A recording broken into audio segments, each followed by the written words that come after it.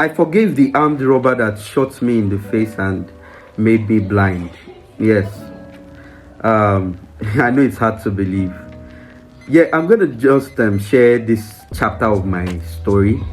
I'm going to title this one The Power of Forgiveness. You see, unforgiveness is something that is so easy to hold on to, yet it's killing us slowly, and sometimes we don't realize it, sometimes we realize it. Sometimes you feel justified. Yes, it's all right. I felt justified when I was mad at this young man, and I felt he should die. I cursed him with all my life. But you see, one thing that we don't know or we don't realize is that unforgiveness hurts the person who is not willing to forgive. Because you keep holding on to that trauma, it takes you back to that trauma. It's like a rope you tie to yourself that draws you back to that trauma. Now, what I'm about to share, a quick disclaimer. This is not me forcing you to forgive. It's not me saying, oh, you must forgive. No.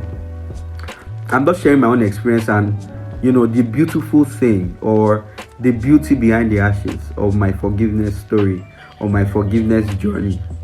Now, I was mad at this young man. If you don't know my story, you can check my pinned post. Yes, you see it. I was mad. I was angry. This arm robber just shot me in the face. The doctors told me I'll not be able to see again. I was pained. I was devastated. My life was in a mess. It made me depressed. It made me want to end my life. So anybody will feel justified to feel that way. But I came to a point in my life where I realized that anytime I kept on thinking about this man, this young man, he's not even more than 19, 18. I remember his face because he's the last person I saw before I became blind. So I remember anytime I think about it, it just drags me back to that depression. And I realized over time I was the one indirectly hurting myself. And I knew if something had to be done about it, I knew I had to let go. But how? Now the question was, how do you forgive somebody that made you blind? That was the question. Apart from my background being a Christian, I felt like, no, it's impossible. How do I forgive this person? But there's nothing like when you come to the realization that as a result of self-love, you decide that you want to do everything to set yourself free. You will do everything it takes to love yourself, to rid yourself of anything that can be robbing you of the love of yourself, And because I love myself so much, I realized that, this thing is killing me slowly. So I came to a conclusion that I have to let go. And it was one of the most, wonderful decisions I ever made, You see, unforgiveness is like holding on to hot coal. You see, it's burning you. It's a burning sensation. But what it does is that it's hurting you, it's burning you, and you're not letting go. That is what unforgiveness is. So, like I said, this is not me forcing you to forgive. It's just me letting you know that, see, when you set yourself free, or when you set that person free, you're setting yourself free. It doesn't necessarily mean that that person will not be punished for what they did or what have you.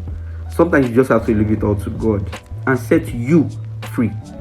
Set myself free. I hope you get the message. It's not about that person. That person is walking around freely or maybe going around and you're just there and the stuff is messing you up. Whatever they did to you is messing you up. So why not set you free? That's the question I'll ask you.